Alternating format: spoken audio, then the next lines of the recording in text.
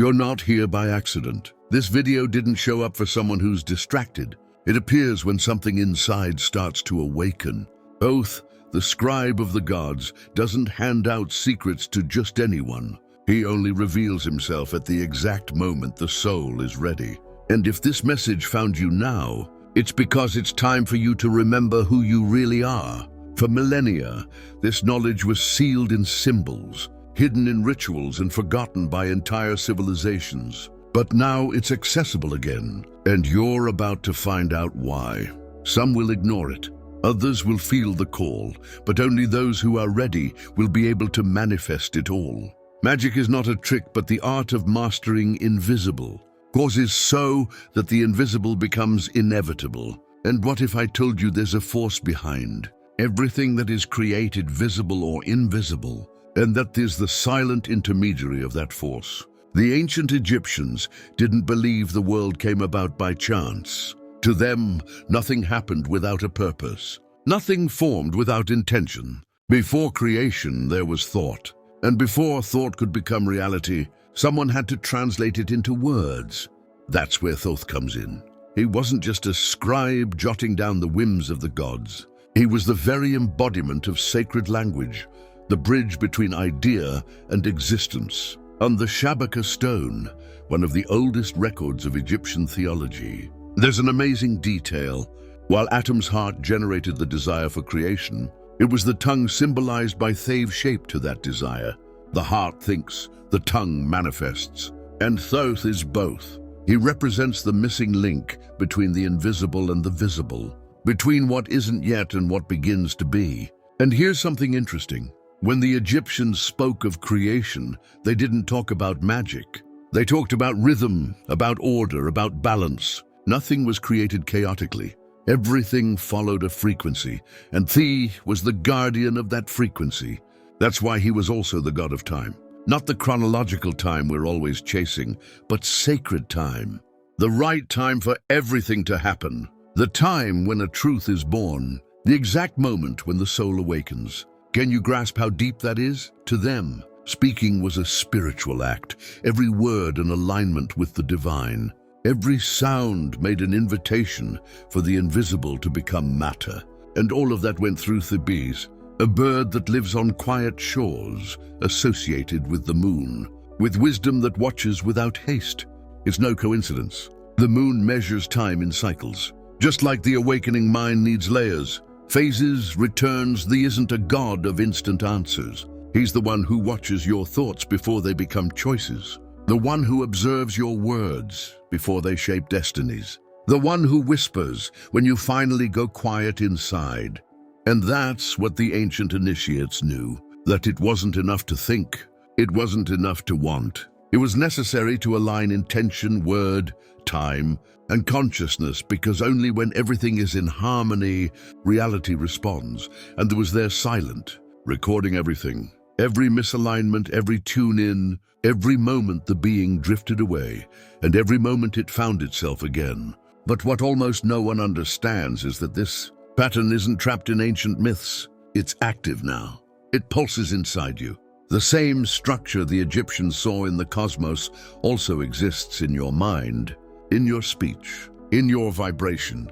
And now, maybe for the first time, you're beginning to notice that creation was never something distant. It's always been something intimate. But if Thoth was the one who manifested God's thought, how can this sacred architecture be accessed by an ordinary human? How can that same structure of manifestation be activated within you here now? The word that creates the verb is a conscious force. And this is where things start to get even deeper. Because when we talk about the being the bridge between thought and reality, we're not talking about some poetic metaphor. We're talking about a real spiritual vibrational mechanism.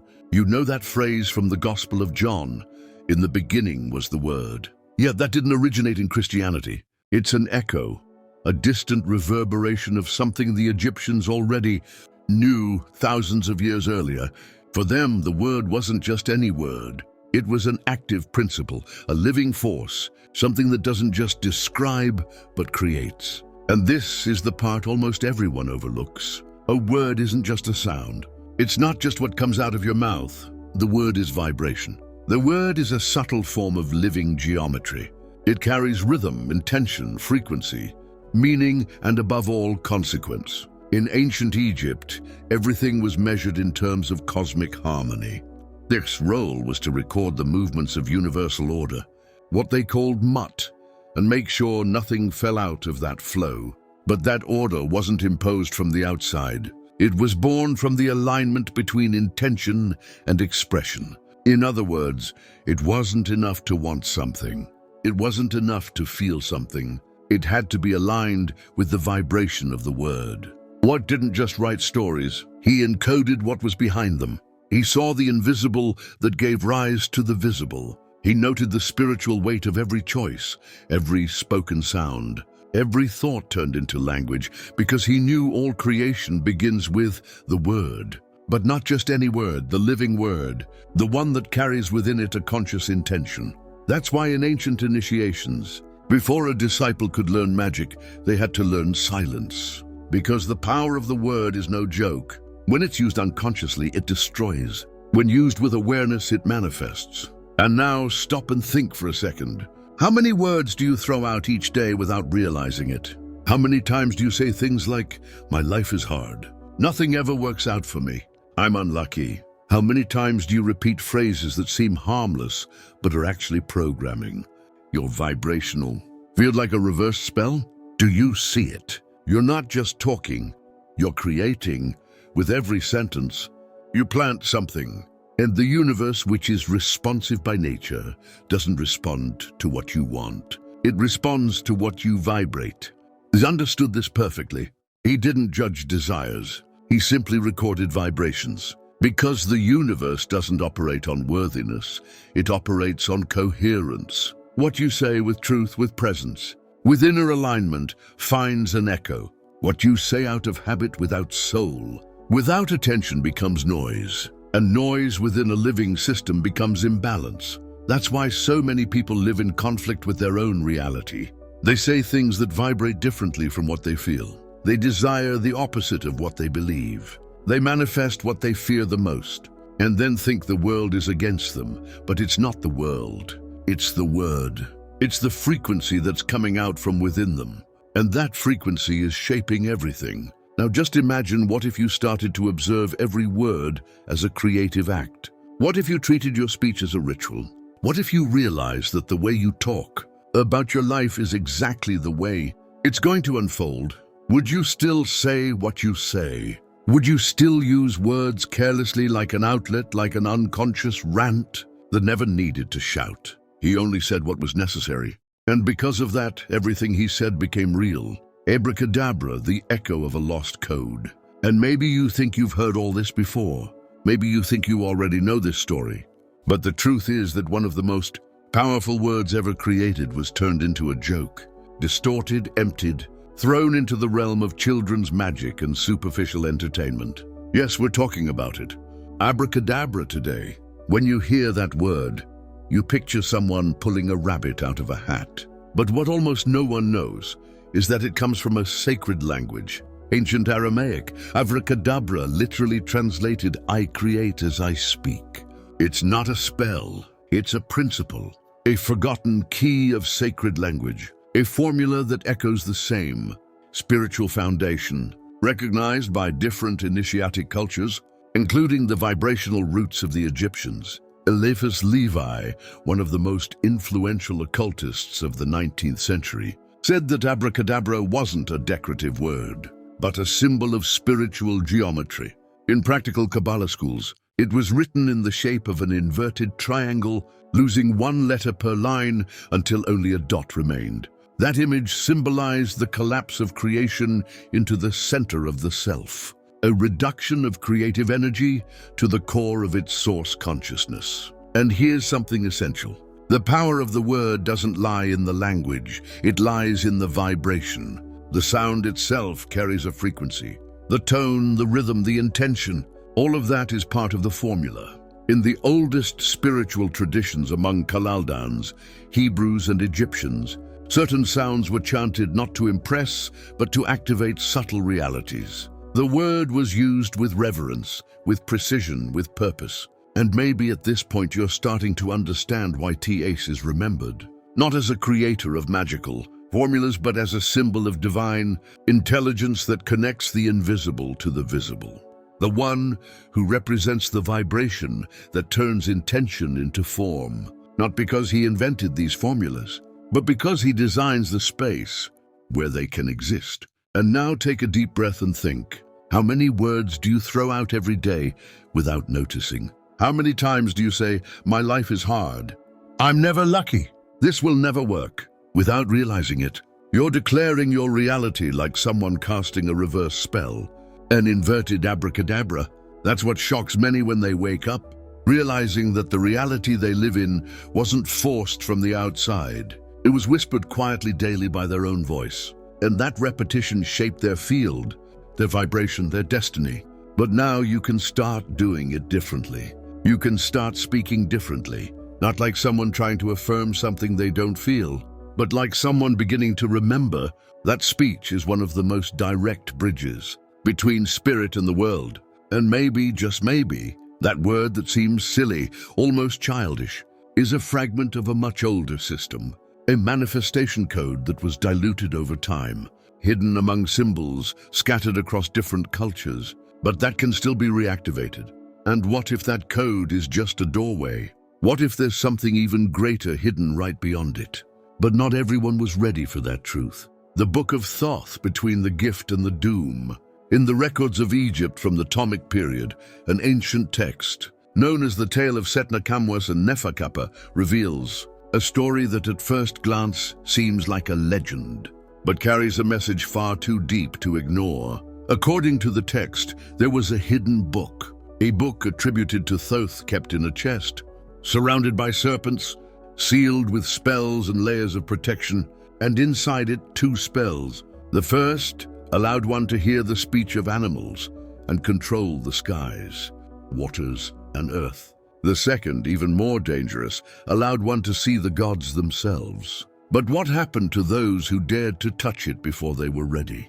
Neferkapta found the book. He broke the seals. He read the spells. And because of that, he lost what was most precious to him. His son died. His wife died. And even though he kept the book with his own body in his tomb, he couldn't escape the price. Years later, Setna, drawn by the promise of power, sought the same book. And again, the consequence was immediate. His mind was overtaken by illusions, his family put at risk, and his soul nearly dragged into ruin. Do you see how serious this is? It wasn't just about a magical object. The book was symbolic, a mirror. It didn't grant power. It revealed whether the soul was in a condition to sustain it. And if the ego was greater than the awareness, the knowledge itself became destruction. The teaching isn't in the spell nor in the invocation. It's in the posture of the one who approaches the mystery, because no wisdom can survive in arrogant hands, and no sacred gift can remain with someone who seeks it out of vanity. This is true initiation, to be touched by the mystery without being consumed by it. And maybe this book, so sought after by kings, magicians, and priests, was never a literal object. Maybe it represents a state of access, a level of inner vibration where certain truths finally reveal themselves. But for that to happen, something must break. Not outside of you, inside. And that's where we begin to understand Thoth's role as the one who observes, records, and balances. Not as someone who judges, but as someone who shows the exact reflection of what each soul is vibrating. In the Book of the Dead, this appears in one of the most iconic scenes in Egyptian tradition. The newly departed soul is brought to the Hall of Judgment. At the center of the scene, a scale. On one side, the feather of Mut, the symbol of cosmic truth. On the other, the heart of the deceased. And he's the one who writes down the result. But here's the detail that changes everything. This judgment doesn't start after death. It's already happening now. With every thought you accept as truth. With every word you repeat without awareness. With every emotion you feed day after day. All of that is being recorded not by a distant God, but in your own vibrational field. And the scale is still there. Not as punishment, but as a mirror.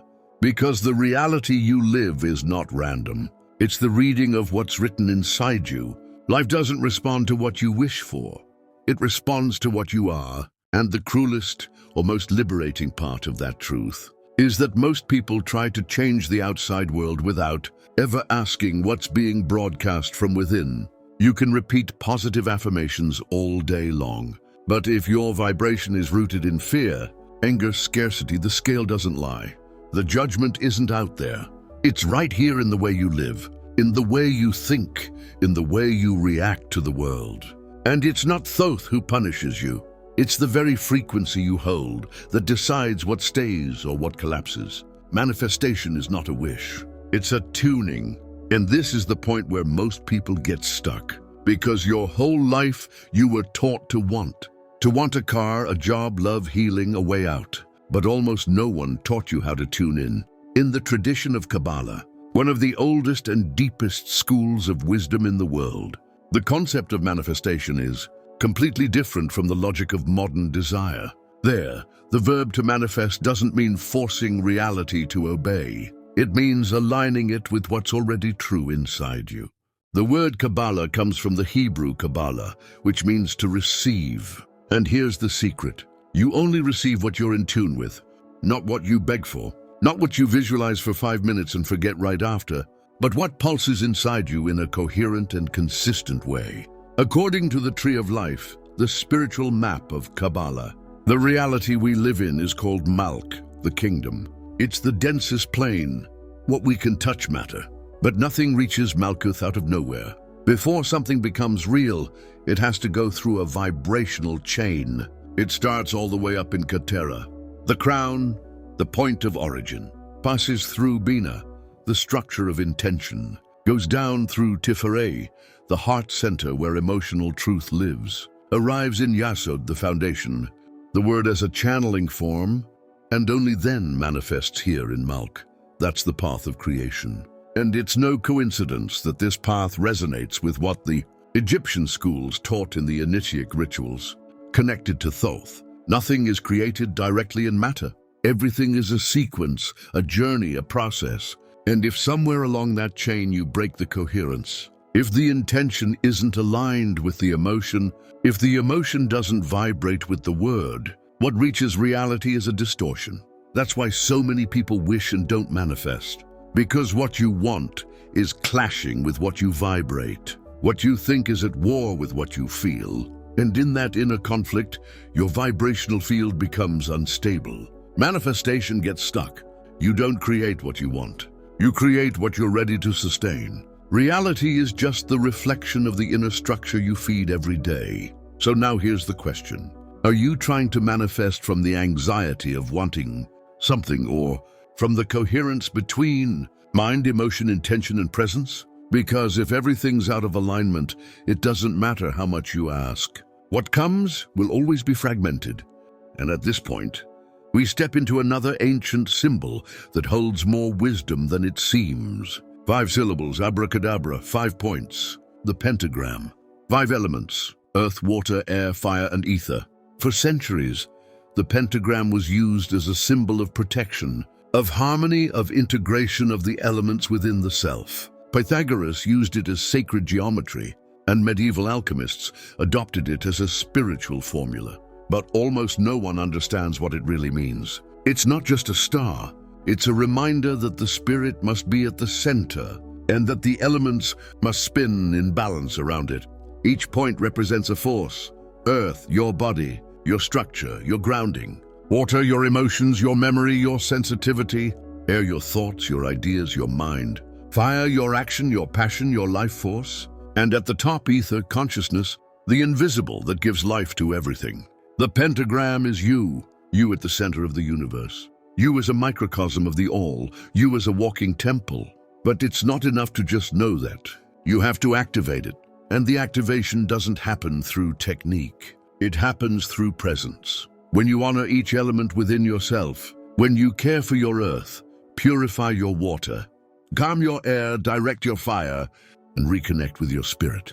In that moment, the star is no longer outside. It pulses within you, and the word you speak, even silently, becomes creative. But every structure needs a base, and even the pentagram, needs to be supported by something, because if there's no root, any symbol becomes just decoration, and any knowledge turns into just another pretty theory. So now tell me what holds all these elements together inside you. You are the last tablet, the message that the writes now. And that's where a lot of people get lost. Because after discovering the power of the word, the temptation is to use it without measure to say everything. Reveal everything, repeat, teach, affirm. But the ancients knew that not every truth is ready to be spoken. And the more sacred something is, the more silence it requires around it. In the Egyptian mysteries, the sacred word was always surrounded by ritual silence, not as censorship but as protection, not to hide but to preserve. Each is a symbol of the intelligence that manifests. The invisible also represents the intelligence that knows when to be silent, because before the creative word comes the fertile silence. Before sound comes the space where the sound will vibrate, and that space needs to be clean. That's why initiates took a vow of silence. It wasn't a vow of fear, it was a vow of alignment. They knew that speech born from an impatient ego, a restless mind or a wounded heart creates nothing. It only confuses, only dilutes, only spreads noise. But speech that is born from silence, that one crosses dimensions. That's why the great masters always spoke little, not because they knew less, but because they knew too much to waste it on ears that weren't ready yet. Because every word has a price, and every sacred word spoken with awareness opens portals. Portals of understanding, portals of healing, portals of revelation. That's why Thoth didn't speak to impress. He spoke to inscribe, to leave a mark where there had only been chaos. And maybe you feel that now. This silent moment between understanding and transformation. That exact point where something inside you understands that it's no longer about speaking what you know, but about living what you remembered. And this is the point in the journey where everything changes, because what used to be a search becomes recognition, and what used to be a path becomes a mirror. You're no longer trying to find the book of Thoth. You realize it's in that book that you've been written. The revelation isn't in the papyrus. It's not in the stone. It's here in your body that vibrates, in your heart that awakens, in your consciousness that aligns. You are the last tablet. You are the space where the final message is being written. Because as a symbol of cosmic order didn't leave formulas. He left paths, and those paths open when you realize you no longer need to chase signs. You are the sign. You're not searching anymore. You're remembering. And if this remembrance found you now, it's because the time has come. You didn't find this video by accident. You didn't stumble upon these words by chance. You didn't feel that shiver for no reason. It's because the time has come not to manifest what you want, but to manifest who you truly are. Now that you've made it this far, you might be asking yourself, so now what? What can I do with all of this? Because awakening without action is just another distraction. And you didn't come this far to get stuck in just another pretty concept. You came to remember, to integrate, to transform. So take a deep breath, and let's bring all of this down to earth. If there's one thing that became clear in this journey, it's that manifestation is not an act of wanting. It's an alignment of vibration. It's a state of coherence between what you think, feel, say, and live. And that's not built in a day, but it can start today with something simple. I'm going to give you now a daily practice, inspired by the principles that flowed through this video.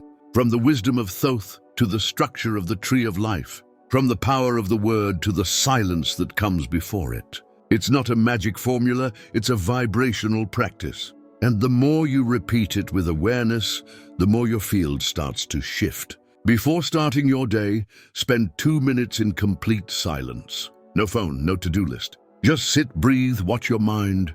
Let the thoughts pass without grabbing onto any of them. This space creates the inner ether, the subtle element where your word will have power. Now, choose one single affirmative phrase to repeat with presence, but not just any phrase. It has to reflect what you want to sustain, not what you want to achieve. Example, my consciousness guides my reality. I only speak what I'm ready to live. I am one with the invisible order that holds the whole. Say it out loud 3 times with your body upright, with your feet on the ground, with your eyes closed. Feel the vibration of the phrase spreading inside you. Now perform a simple action with full presence. It could be making coffee, making the bed, lighting a candle, but do it as if you're writing a new line in your own book of Thoth, with intention, with care, as if every gesture is being recorded in the universe. Because it is. Throughout the day, observe your speech, not to censor yourself, but to take responsibility. Did you say something that's not aligned with who you want to be? Fix it, breathe and say it again, this time with coherence. You don't have to become a mystic. You just need to remember that everything you say is creating your field, and everything you repeat turns into reality. That's the hidden principle behind abracadabra. That's the veiled symbol in the scale. That's the root of all true manifestation. You create as you speak, but you only manifest what you're ready to sustain. So use the word as a sacred tool. Use silence as the temple where it's born. And use your life as living proof that spirituality isn't something too mystical to be lived. It's simple. It's daily. It's now. If you practice this for 7 days straight with real presence, you'll feel the difference. And when you feel it, you won't want to go back to living on autopilot. Because once you've tasted the power of living with coherence, you'll never settle for just surviving again. Now tell me, are you ready to live what you speak? And before you go, if this message spoke to your soul, and if you want to help this channel grow and allow more people to be touched by content like this, there's a direct way to support. The contribution link is in the first pinned comment. Your help allows this message to reach even further. The truth is spreading and you're part of it. See you in the next video.